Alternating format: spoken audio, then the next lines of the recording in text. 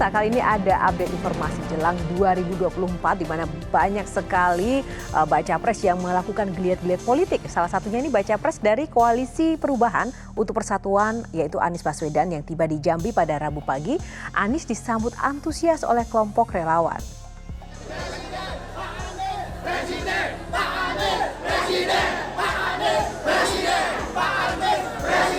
Bagus Pak, bagus. Mengayomi. Iya. Apa saja yang kalian rasakan? Kerjanya nyata Pak. Kerja nyata. KJP, saya ngerasain KJP. Iya. Selain dari KJP apa aja? KJP. Apa Stadion Jis, Jakarta International Stadion. Untuk 2024 kalian dukung nggak Pak Anies? Dukung Pak. Dukung penuh Bang. Kotanya lebih tertata. Lebih tertata. Semoga dengan Pak Anies jadi presiden, semoga Jakarta lebih baik, Indonesia lebih baik. Dari Palimo ke Tugu Juang. Amin. Namanya Pak Anies makan dunia. Ayo bersama kita berjuang.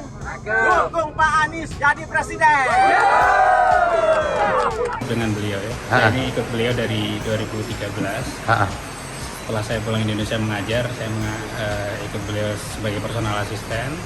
Dari 2013 itu sampai hari ini pun saya tidak pernah melihat citra Pak Anies yang dicitrakan oleh media, mungkin oleh buzzer politik yang diceritakan bahwa beliau intoleran dan lain sebagai ekstrim, itu tidak ada pernah. Bahkan saya pun menikah tahun 2015, saya menikah di gereja, menikah secara Kristen. Pak Anies jadi saksi nikahnya.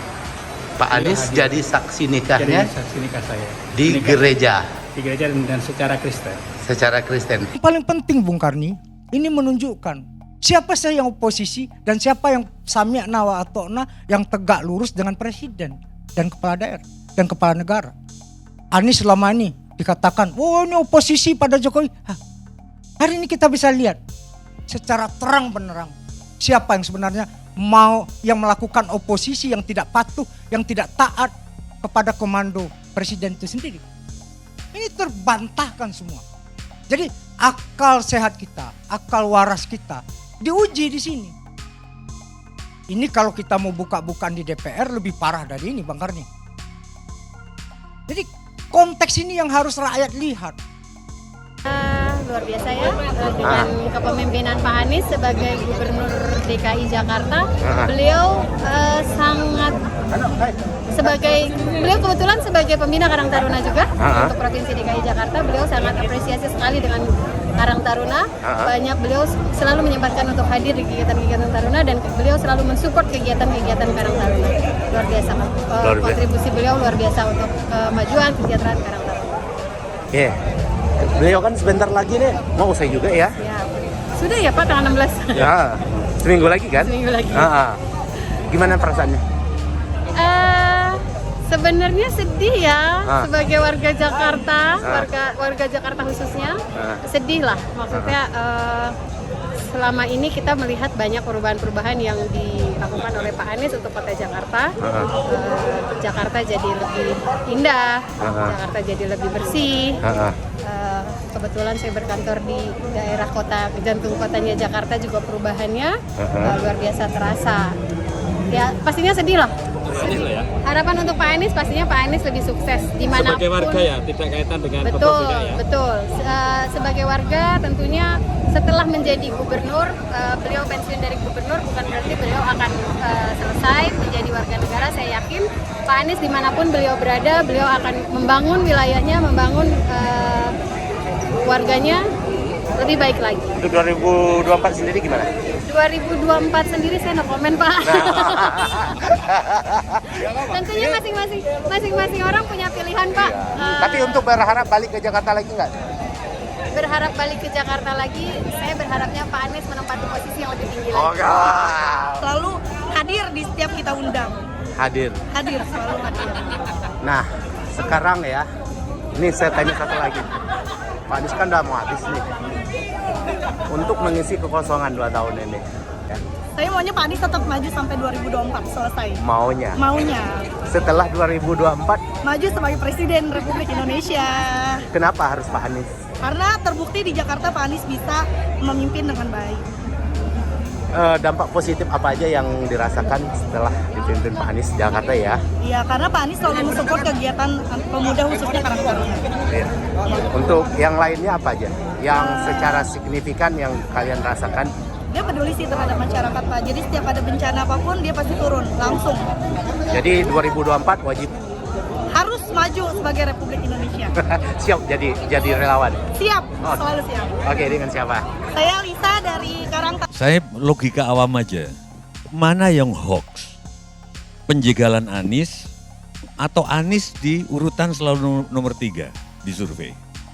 Karena kalau Anies betul-betul memang nomor 3, kan nggak perlu dijegal. Nah, makanya yang hoax ini berita penjagalan, berarti benar survei itu seharusnya Anies memang di atas, karena itu harus dijegal. Atau sebetulnya yang hoax itu adalah survei, sehingga Anies di atas, maka harus penjegal. Yang mana yang hoax itu aja tolong jelasin gitu.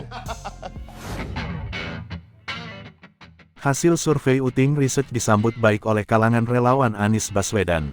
Karena hasil sigi lembaga survei asal Australia yang dirilis kemarin itu menunjukkan elektabilitas calon presiden koalisi perubahan tersebut cukup tinggi dan menempel ketat tingkat keterpilihan dua kandidat lainnya, Ganjar Pranowo dan Prabowo Subianto, sehingga belum bisa dipastikan siapa yang unggul di antara ketiganya. Hal ini berbeda dengan temuan lembaga-lembaga survei di Indonesia. Demikian disampaikan Ketua Presidium Aliansi Nasional Indonesia Sejahtera Anies Laode Basir dalam jumpa pers di Jakarta Sabtu, tanggal 29 Juli tahun 2023, yang disiarkan akun YouTube @langkaanis. Turut hadir dalam jumpa pers itu Ketua-Ketua Umum ABRI 1, Anies Baswedan Rakyat Indonesia Bersatu, Rahmat Syah Sitompul dan Hana Caristia Kusa dari Simpul Beta mendukung Anies Beta Manis. Kalau kita lihat survei-survei lokal, kan sangat jomplang sekali perbedaannya. Dan perubahan itu antara satu bulan dengan bulan berikutnya, mobilisasinya tinggi sekali angka-angkanya itu. Tapi kalau kita lihat dari lembaga survei ini, Pak Ganjar itu 34%, Pak Prabowo 33%, Mas Anies 27%. Margin of error 2,8. Kita genapkan 3 lah. Artinya ketiga ini sebenarnya sama, masih dalam rentang margin of error selisihnya, jelasnya. Belum lagi, masih ada 3% responden yang menjawab rahasia dan atau belum memutuskan dan 3% lainnya tidak menjawab. Dengan demikian, sambung Basir, hasil sigi Uting Research yang dirilis kemarin itu semakin memotivasi mereka para relawan bergerak memenangkan Anies Baswedan. Apalagi, menurutnya, lembaga asal Australia lebih objektif karena tidak memiliki keterkaitan dengan capres atau partai politik tertentu di Indonesia. Ini lembaga dari luar negeri, yang tidak terafiliasi atau tidak didanai oleh salah satu kepentingan politik lokal. Sehingga diharapkan bisa lebih objektif, ucapnya.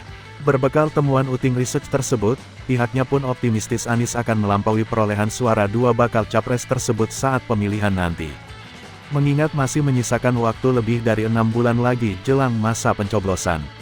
Survei ini kan bukan gambaran tanggal 14 Februari tahun 2024.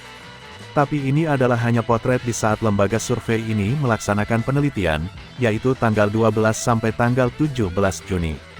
Jadi ini memberikan semacam semangat bagi kita, teman-teman para relawan, untuk terus giat bekerja menyosialisasikan Mas Anies dari rumah ke rumah, dari kampung ke kampung, bebernya. Optimisme tersebut tersembul dari pertumbuhan simpul relawan yang sangat signifikan yang kini mencapai 700-an kelompok dan soliditas sesama pendukung dalam bergerak di gugus terdepan di kampung, RT RW, dan desa-desa melakukan canvassing dan sosialisasi sosok mantan Gubernur DKI Jakarta tersebut. Sehingga kita bisa lihat hari ini hampir sudah muncul 9 ribuan lebih pos-pos relawan Mas Anies. Kemudian bermunculan rumah-rumah Anies, kampung-kampung Anies. Orang dengan sukarela menyatakan rumahnya sebagai rumah Anies, orang dengan sukarela menyatakan lingkungannya sebagai kampung Anies, tukasnya. Dan menurut saya ini akan meningkat terus secara eksponensial sehingga pada momentumnya kira-kira di bulan 10, 11, 12 itu akan melejit di survei ataupun kecintaan masyarakat terhadap Mas Anies ini karena informasi tentang Anies sudah tersampaikan, bebernya. Apalagi, temuan lembaga survei yang sama juga menunjukkan kecenderungan dukungan masyarakat terhadap visi perubahan dan perbaikan yang diusung Anies Baswedan.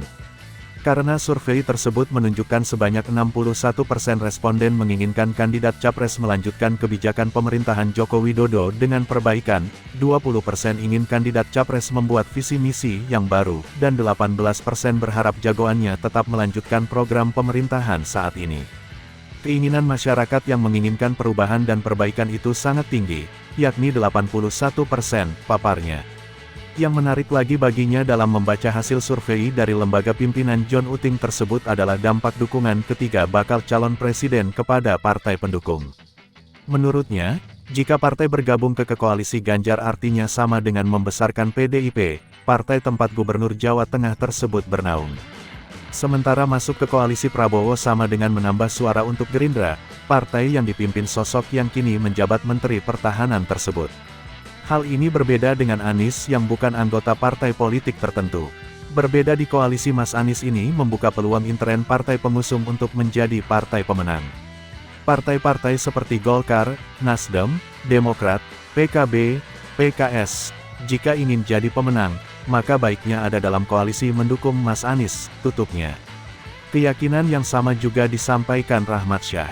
Dia pun yakin Anies Baswedan akan menang pada Pilpres 2024 mendatang meski saat ini terus berada di urutan buncit di antara tiga pasangan bakal calon presiden. Hal ini melihat juga pengalaman Pilgub DKI Jakarta 2017 yang dimenangi Anies. Kita flashback ke Pilkada DKI Jakarta. Dari hasil survei, beliau selalu dalam posisi urutan terjauh, nomor 3. Kalah melulu, tapi pada hari H, jadi nomor 1, ungkapnya terkait Pilgub DKI yang juga diikuti tiga pasangan tersebut. Sebagaimana diberitakan sebelumnya, survei Uting Research sendiri dilaksanakan secara tatap muka pada 12-17 Juni tahun 2023 dengan metode multi-stage random sampling. Sebanyak 1.200 responden tersebar secara proporsional di 34 provinsi di Indonesia. Margin of error survei ini kurang lebih sebesar 2,8% dengan tingkat kepercayaan mencapai 95%.